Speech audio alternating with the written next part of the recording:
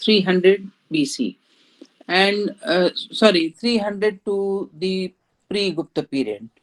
And now we'll be discussing, I mean, post-modern phase we had discussed, in which we had discussed how the local rulers had sprang up and how they were, despite that they had carved out principalities, small principalities and localities before Kushan, the trade factor was a boost to the economy, and the economy, political economy or societal economy, did not show any change. Rather, it showed prosperity. So this was the. Uh, you all are there, students? Yes, ma'am. हाँ Yes, ठीक ma'am. है, सुन रहे हो ना? एकदम से शुरू कर दिया मैंने, थिंकिंग की थोड़ा समय। तो प्रिंसिपैलिटी कार्व आउट करने के बाद भी जो ट्रेड था, that was a very important economic factor which showed that society prospered rather than getting disrupted by the smaller rulers. छोटे छोटे wars हो रहे हैं, principalities local rulers sprang up कर रहे हैं। इसके बाद भी आपने देखा हो कि सोसाइटी में एक पीस, हार्मनी, ट्रैंक्विलिटी और इंटरचेंजेबिलिटी, ट्रेड इंटरैक्शन, ये सब कुछ बहुत ज्यादा, इवन की agriculture was prospering during this days. फिर कुशान पीरियड आया। कुशान एक एम्पायर था, but that empire was not so vast as the modern empire, और उस समय भी ये कॉन्टिन्यूटी ट्रेड की और सिक्कों के मिंटिंग की, अर्बेनाइजेशन की, इन सब चीजों की चलती रहे। Now comes the Gupta regime. So this period from 300 300 AD से 600 AD का जो पीरियड है, ये इस पे हिस्टोरियंस ने काफी काम वाम किया हुआ है। और ये 3 centuries जो हैं, इसमें एक major political power, that is Gupta in the North India and the Wakatak in the Deccan, ये दो powers and they were related to each other. तो ये दोनों जो हैं वो सीन पर आए, हिंदुस्तान इंडिया के सीन पर आए। और एक ये जो टाइम था 300 टू 600 एडी, इसको कहते हैं it prospered not only in polity but also prospered in art, architecture, literature. बहुत सारे गुप्त पीरियड में मंदिरों का निर्माण भी शुरू हुआ था। वकटा का powers were also cultural power.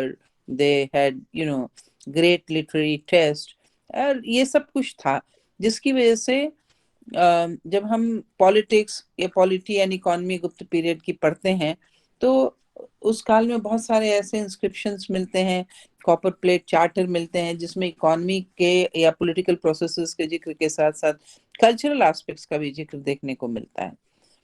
So literary data is full of, detailing the cultural aspects, or Sanskrit court became the court language, और प्रशस्तिज वगैरह जो थे वो भी संस्कृत में लिखे जाने लगे।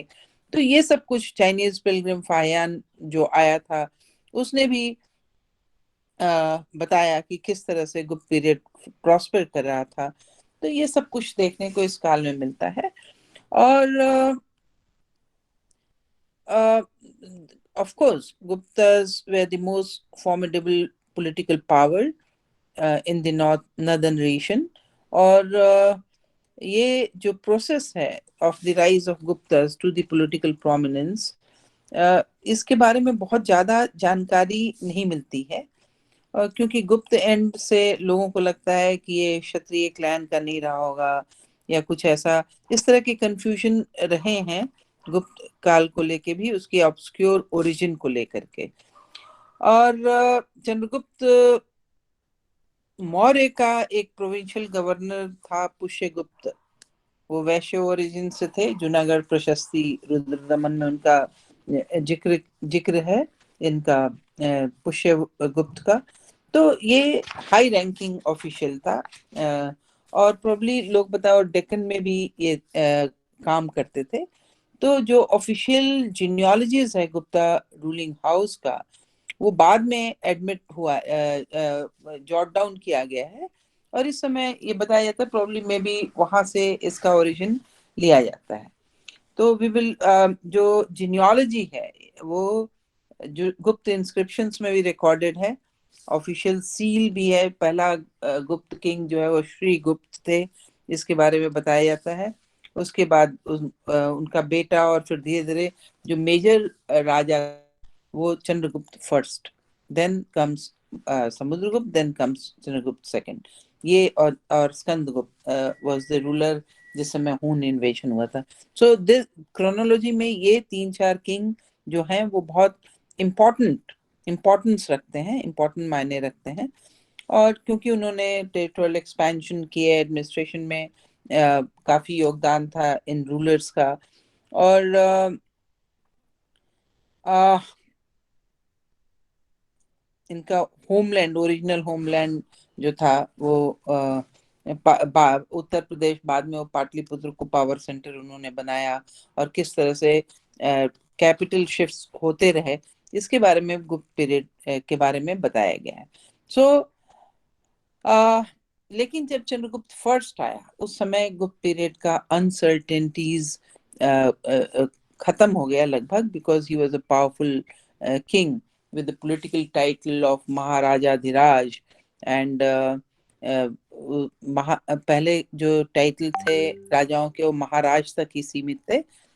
चंद्रगुप्त फर्स्ट ने महाराजाधिराज, परमेश्वर, परम भक्तेश्वर, इस तरह के टाइटल्स बहुत सारे गुप्त राजाओं ने उसने और उसके बाद के सक्सेसर्स ने लेने शुरू किए। So this so the independent political existence of the Gupta started with Chandragupta first. और जो ये इसका एरा 319-20 है जो कि हम यूज करते हैं, वो एरा पॉलिटिकल, उसका बहुत पॉलिटिकल इम्प्लीकेशन है, क्योंकि वहां से गुप्त क्रोनोलॉजी बहुत क्लियर हो जाती है। और नॉन गुप्त रूलर्स भी रिकॉर्डेड हैं उसमें, और पॉलिटिकल पावर जो है और गुप्त सुजरेंटी इस काल से बहुत क्लियर दिखने लगती है। तो ये एक this was an era records में जिसके बारे में बताया जाता है कि from Gupta rise of Gupta period to the decline of Gupta period बहुत कुछ क्लियर देखने को मिलता है। दी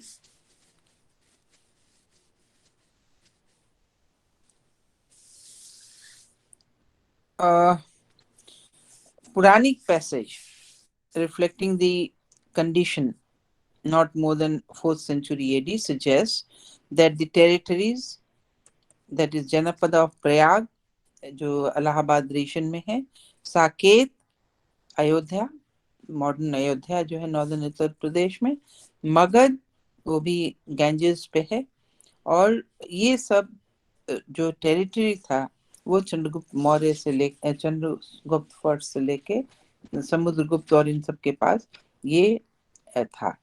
और चंद्रगुप्त फर्स्ट के पहले कोई गुप्ता किंग इतना पावरफुल नहीं था कि इतने सब्सटैंशियल टेरिटरी पे उसका कंट्रोल हो सके।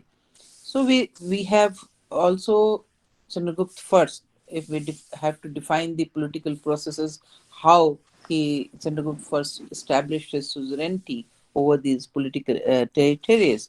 तो उसमें gold coins, which is also associated with Chandragupta first. He was the first issuer of the this gold coin.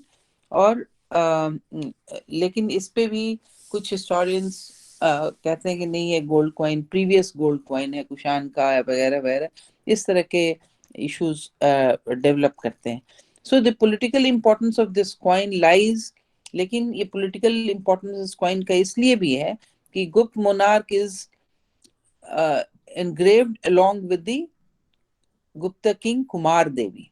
Kumar Devi कौन थी? Kumar Devi was a Lichavi princess. She had a Lichavi origin, क्योंकि उसमें जो reverse of the coin है उस पे लिचवाहा engraved है, और सामने जो है वो कुमार देवी और चंद्रगुप्त का पोर्ट्रेट एनग्रेव्ड है। सो माना जाता है कि दिस लिचुई was traditionally area in Vaishali in Muzaffarpur in North Bihar. और ये 6th century तक ये एरिया काफी पावरफुल रहा था। और चंद्रगुप्त कुमार देवी टाइप ऑफ गोल्ड कॉइन्स जो थे वो ये इंडिकेट करते हैं कि probably for expansion of political territories, Guptas had married the Lichavis. I mean, they had engaged themselves in the matrimonial alliance between the Lichavis and the Guptas. And इससे monarchical power का rise होता है in the middle of the Ganges Valley. और जितने non monarchical clan थे north Bihar के, वो सब भी चंद्रगुप्त फर्स्ट के कब्जे में डायरेक्टली इनडायरेक्टली आ जाते हैं। इन द लॉन्ग रन धीरे धीरे मैरिज की वजह से वैशाली के एरिया को गुप्त रीजन में, गुप्त एम्पायर में रिक्लेम कर लिया गया, वो आ गया। And there is evidence of Gupta seal in Vaishali. तो ये सजेस्ट करता है कि डायरेक्टली वैशाली को हो सकता है गुप्ताज ने कभी कॉन्कर ना किया हो, but because of matrimonial alliance the Vaishali must have come under the suzerainty of the Gupta's.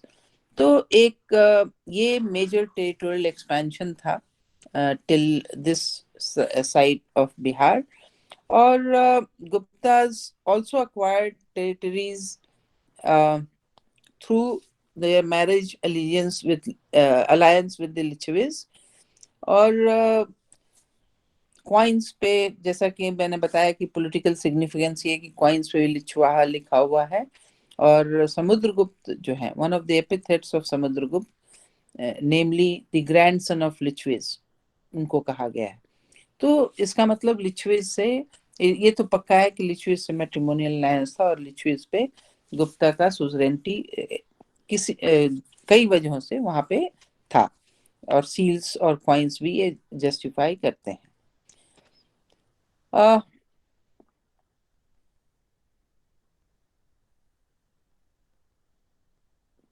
Guptas probably were very, vigilant about the stratigraphic position of this called Vaishali, और उसको important समझते हुए, because it was very close, it was north of Ganges and was very close to Patliputra capital also. So इसलिए military और political power को enhance करने के लिए लिचवी रीजन पे कंट्रोल होना बहुत ही जरूरी था गुप्ताज के लिए। और यही कारण बना गुप्ताज का, चंद्रगुप्त का मिडिल गैंजेस वैली पे कब्जा या उसके अराउंड द रीजन में कब्जा करने का, जिससे कि पाटलिपुत्र दोबारा लाइमलाइट में आया। And so the shift of geopolitical focus merits consideration in the study of the Gupta politics and polity that was firmly rooted in central sector of the Ganges Valley. Okay, the Chandragupta's reign saw that the Guptas in firm control in the middle Ganges Valley, in the area both to the north and to the south of river. And this area provided platform for the impressive political expansion during the reign of Samudragupta. ये जो Ganges के north और south में जो regions पे कब्जा किया Chandragupta first ने, वो एक प्लेटफॉर्म दिया समुद्रगुप्त को फर्दर पॉलिटिकल एक्सपेंशन के लिए। अब एक और डिटेल्स में जाओगे तो एक कंट्रोवर्सी है, डिबेट है, whether Samudragupta was successor of Chandragupta first or not। ये भी आप लोगों ने शायद ग्रेजुएशन में भी पढ़ा होगा कि of course he was the most prominent figure or outstanding figure in his family। लेकिन एरन इंस्क्रिप्शन जो है स्टोन इंस्क्रिप्शन, वो समुद्रगुप्त, कुछ लगता है उसमें स्पूरियस फैक्टर्स इन्वॉल्व थे। समुद्रगुप्त को वो ओरिजिनल सक्सेसर नहीं मानते।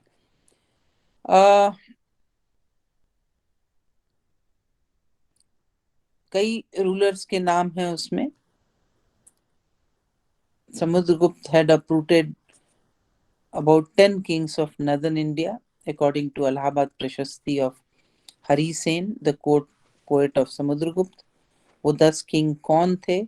उनके नाम हैं Rudradev in western India, identified as Shaka king; Matila, probably in Bulandshahr, Uttar Pradesh; Nagadatta in northern Bengal; Ganapati Nag in Mathura; Nagasen, that is associated with Naga ruler associated with Padmavati in Madhya Pradesh; Achyut, that is Ahishatra in Bareilly; Chandravarman, that is West Bengal, Bankura district; Nandi, the Naga king; Balavarman, that is identified as the king of Assam; and a petty king of Kota family in Ludhiana, Punjab. तो ये Kings थे probably जिनको समुद्रगुप्त ने conquer किया था, जिसके बारे में हरिसेन ने इलाहाबाद प्रशस्ति में लिखा है।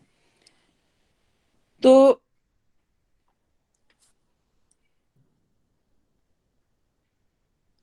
लेकिन हरिसेन के इस इंस्क्रिप्शन में बहुत सारी खामियां हैं, और वो खामियां ये हैं कि हरिसेन ने किंग्स के नाम मेंशन किए, लेकिन किंगडम्स के बारे में सही एक्सप्लेनेशन नहीं दिया। Probably was a court poet, और वो एग्जेजरेट करके समुद्रगुप्त के बारे में लिख रहा हो, ऐसा भी तर्क दिया जाता है। देन मिडिल गैंजेस वैली में of course the Guptas had encroached. They had aimed at the extermination of the rivals in the Ganges, Yamuna Doab, Upper Ganges Valley, Punjab, Haryana, Central India, Malwa Plateau, and tried to expand in Lower Ganges also.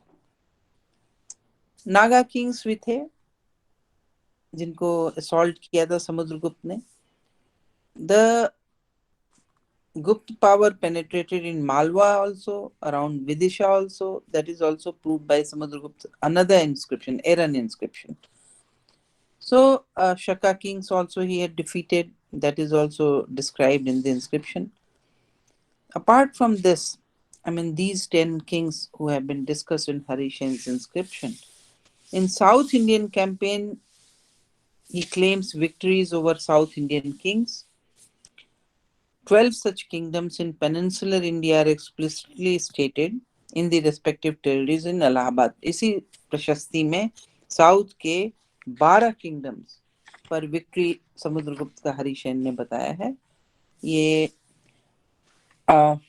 12 kings थे: Mahendra of Koshal, Vyaghraraja of Mahakantar, Koshal is in Raipur, Madhya Pradesh, Raipur, Bilaspur, Sambalpur, Chhattisgarh area; Vyaghraraja in Mahakantar, that is forest tracts of Bastar region; Mantraj in Kuntal.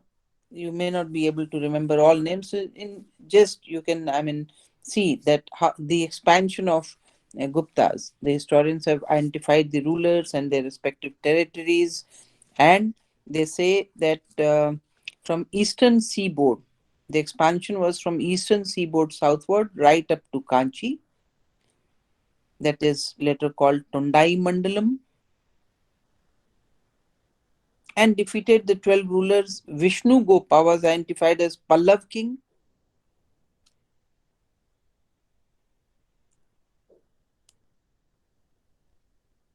So the military feat for the ruler with his power base in North India to plan and so successfully execute such a long distance campaign in Trans-Vindhyan region is remarkable, which Samudragupta had done. मतलब north India में base बनाने, 10 राजाओं को हराने के बाद south में extend करना और 12 किंग्स से टक्कर लेना। सो क्या मोटिव रहा होगा? हिस्टोरियंस ये भी सोचते हैं इस कैंपेन का क्या मोटिव रहा होगा, क्यों एक्सपेंशन साउथ तक किया समुद्रगुप्त ने।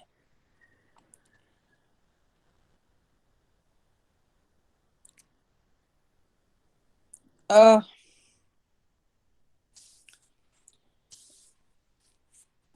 क्योंकि Samudragupta was away in south for many many months.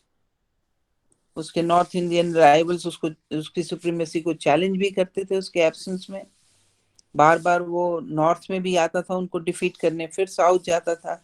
इतना सब कुछ करने की क्या जरूरत थी? उसने साउथ को जब विन किया, उसके बाद उसने ग्रहण मोक्ष नुग्रह पॉलिसी बनाई।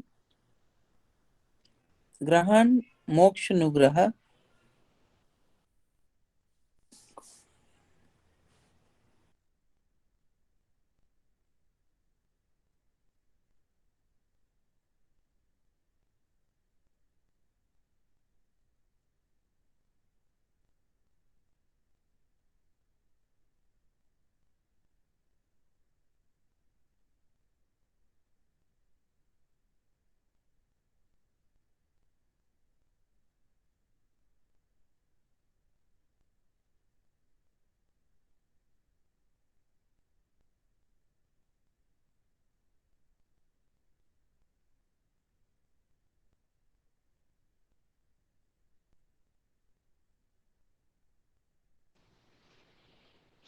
सो hello, am I audible? Yes, ma'am. Yes. So this is about his victory over North India and his his victory over South India, where he did not reign directly, but he uh, reigned South India indirectly so that he could control North India in a better way. uh, यहाँ तक कि हरिसेन ये कहते हैं कि Samudragupta was in touch with Sri Lanka, the island of Southeast Asia. वहां तक इसका कंट्रोल था। तो ऐसा किसी नॉर्थ इंडियन रूलर ने land lock territory, political control over eastern coast से लेकर के north Sri Lanka, south and then Sri Lanka and south east Asia, ऐसा बहुत कहीं और किसी रूलर ने नहीं किया था। सो what is suggested here that he expanded his power, political control, and he secured it by stamping upon the defeated rulers of all these places, especially Eastern Deccan, the superior military might of the Gupta monarch, without necessarily having to annex them. बहुत सारे reasons को उसने जीतने के बाद छोड़ दिया, annex नहीं किया। और दक्षिण पथ में it was, his launch was strategic, of strategic importance, और economic advantages बहुत थे इस so he did not annex those territories, rather he made his way to these regions from where he um, could control even the trade or economy of that place. So it was a kind of dharma vijaya, Kautilya's dharma vijaya, rather than annexing the territories to his and merging it in his empire. Um, so all these rulers used to pay tribute to Samudragupta, uh, and Samudragupta had control, not political control, but he had suzerainty over this empire where they used to pay tribute.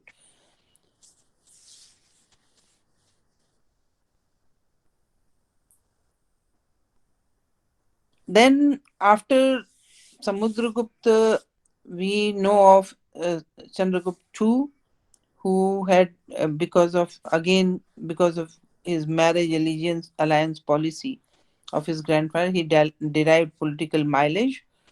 He had also married Naga princes of Kuver Naga, and he could befriend the Nagas of the central India and the Doab. And after their ouster, he controlled them. Then his Prabhavati Gupta was his sister, married to the Vakatakas, and through her, because Vakataka prince died, through her Prabhavati Gupta, he could control the Vakataka king also indirectly, because that was a formidable power, political power in the peninsular India. So all these matrimonial alliances had strengthened the position of the Guptas, and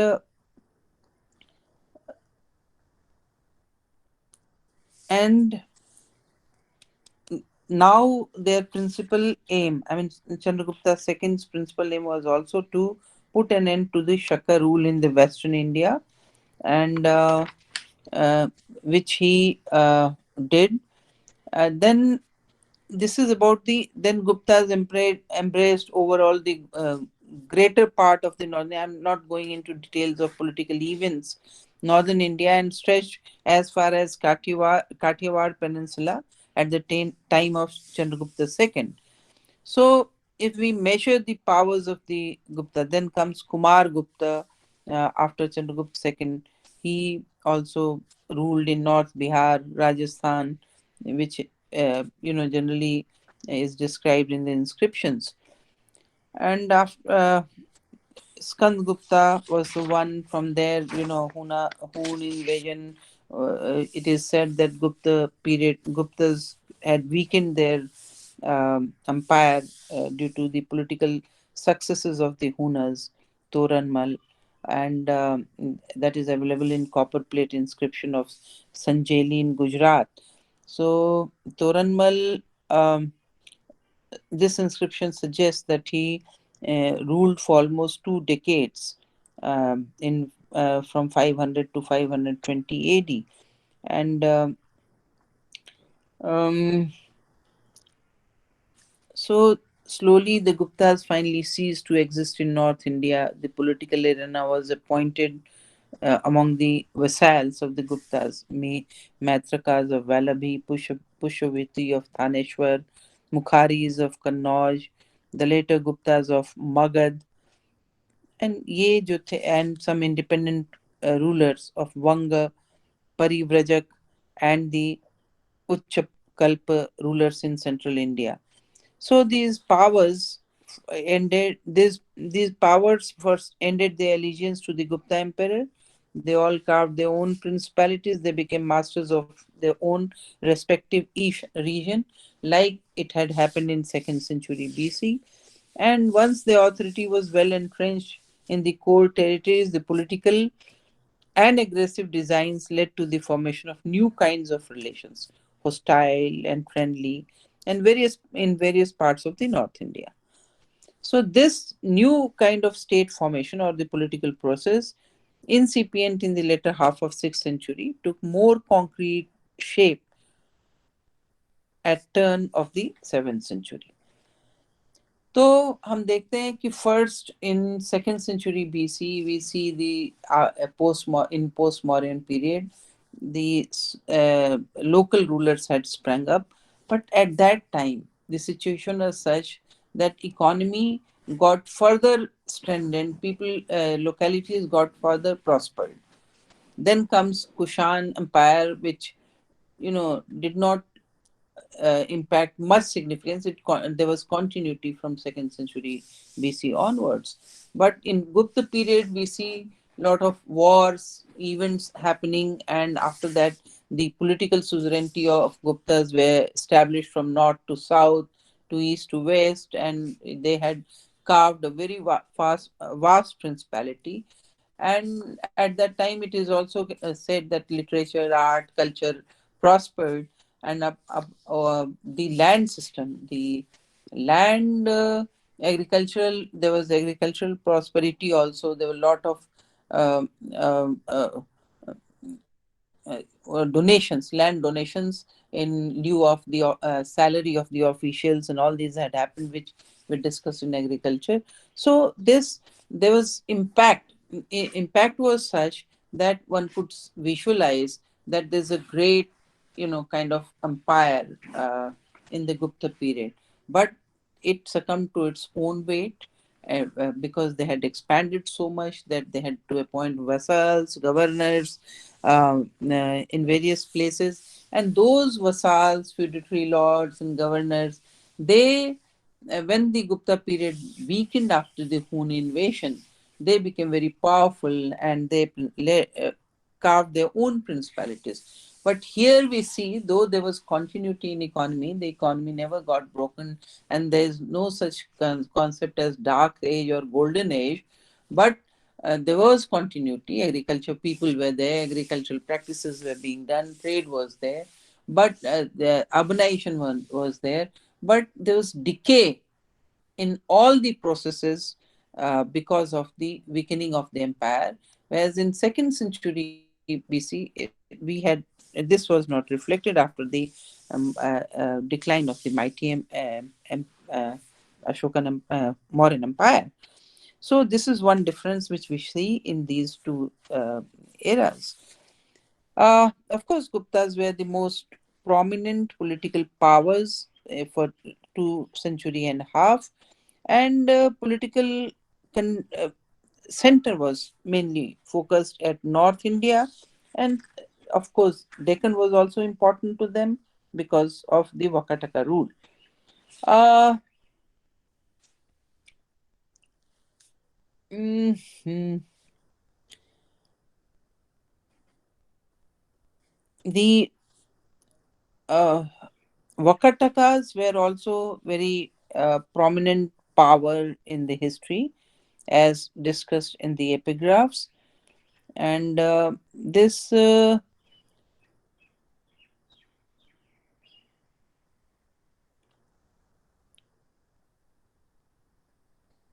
their genesis or the origin was also obscure, like the Guptas, and there were certain similarities between the Vakatakas and the Guptas. To enhance their political standing, they also entered or contracted dynastic marriage alliances between the with the Bhairav Sivas, ruler Bhavanaga, a powerful figure in the central India after the fall of the Kushanas and the rise of Guptas. So the Vakataka control was pushed to Bundelkhand, as evident in the records. The vassals of Vakataka in Bundelkhand area, and later it was passed on to Gupta control after the expansion of Samudragupta. So we see that Vakatakas also played major role in building the political processes during this reign. And of course, Vakatakas had marriage allegiance with the Guptas also. Um, so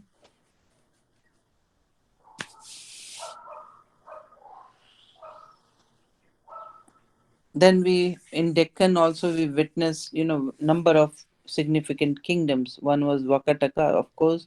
Then Nagas were there, Nalas were there, Bhojas were there, Kalachuris occupied some position. So Deccan also, we had, you know lot of political small territorial powers in Deccan. In eastern region, Kaling was there, um, divided among the powers. Then in southern region, Karnataka saw Western Ganges under Madhava. I'm just giving a Kadamba was there. So we see that if you survey the existing political powers and interrelations among the powers, they definitely speak of multiplicity of political entities during this 300 years. The, of course, Gupta's position was superior, and the Sharma, Kushambi, Shumali, Chakravarti, Thapar, they all discuss, see the elements of disintegration in the empire, paramount power, political power. after uh, after they peak. So mm,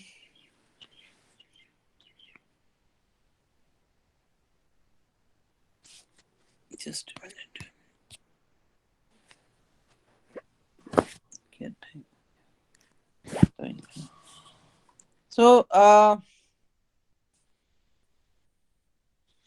critical processes का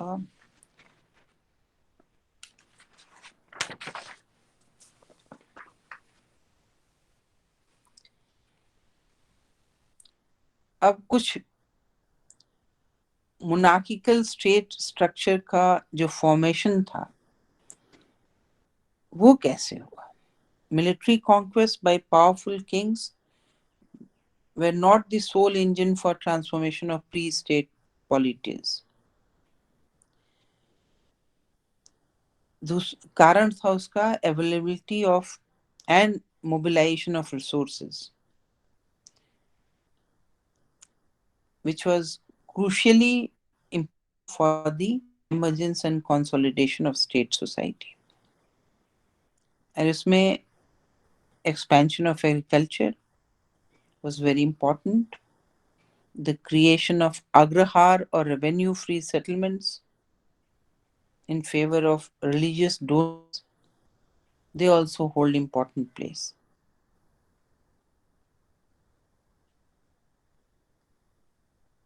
वर्णा जाति formation जो कि हमारा अगला chapter है वो भी स्टेट प्रोसेस में या प्रोलिफरेशन स्टेट में बहुत इंपॉर्टेंट रोल प्ले किया. Monarchical system by championing the Brahmanical norms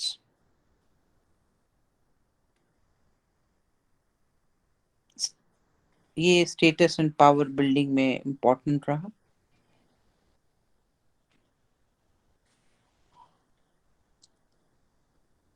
तो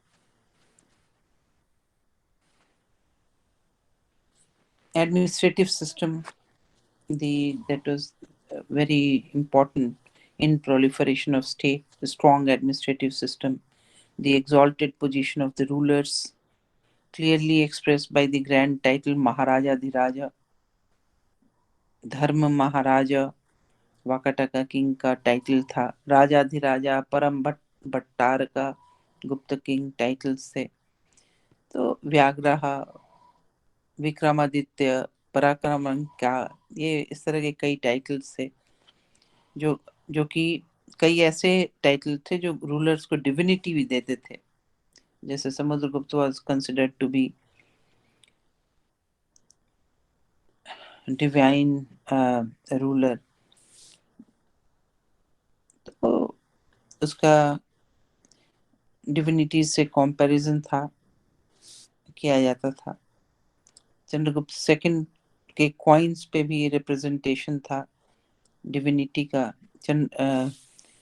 पर्सोनिफाइड विष्णु सुदर्शन चक्र का और रिवर्स में उसका खुद का उसने खुद को ही विष्णु की तरह आइडेंटिफाई किया है. सो probably and this was also the cult of Vishnu on the coins give indication that there was rise of Bhagavatism also.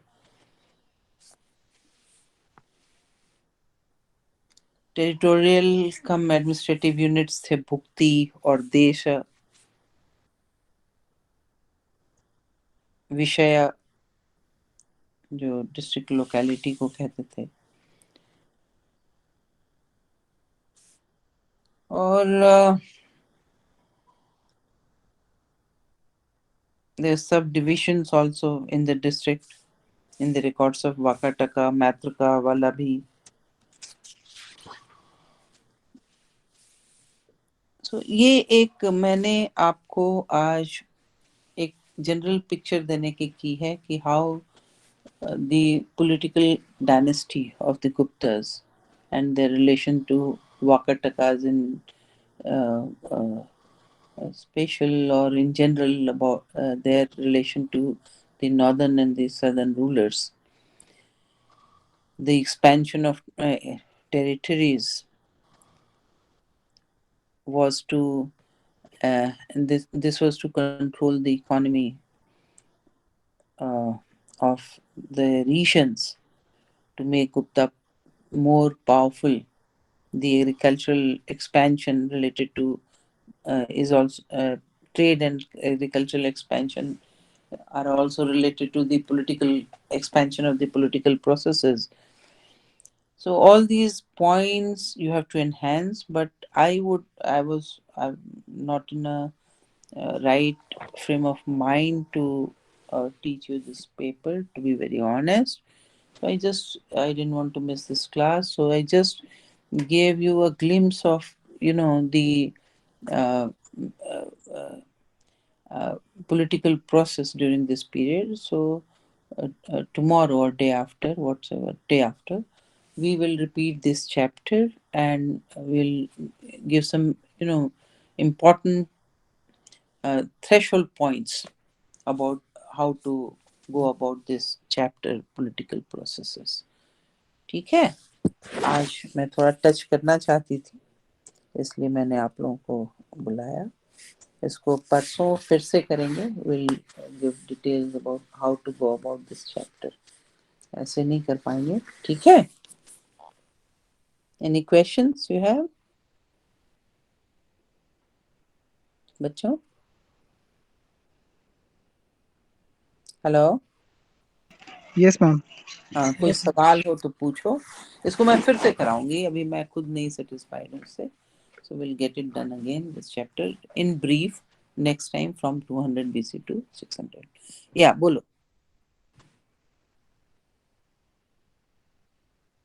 Yes, student?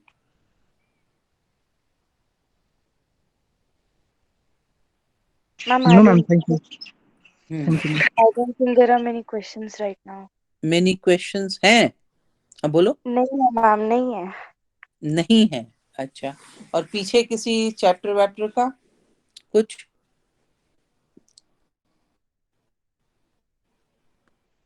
Students, you are also, it seems, not in a mood to discuss today. क्यों?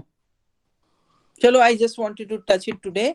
So next is Wednesday, no? Yes ma'am. Yes So ma'am. we'll meet on Wednesday and we'll do it again in brief, then how to go about this chapter. ठीक है? Okay? Okay.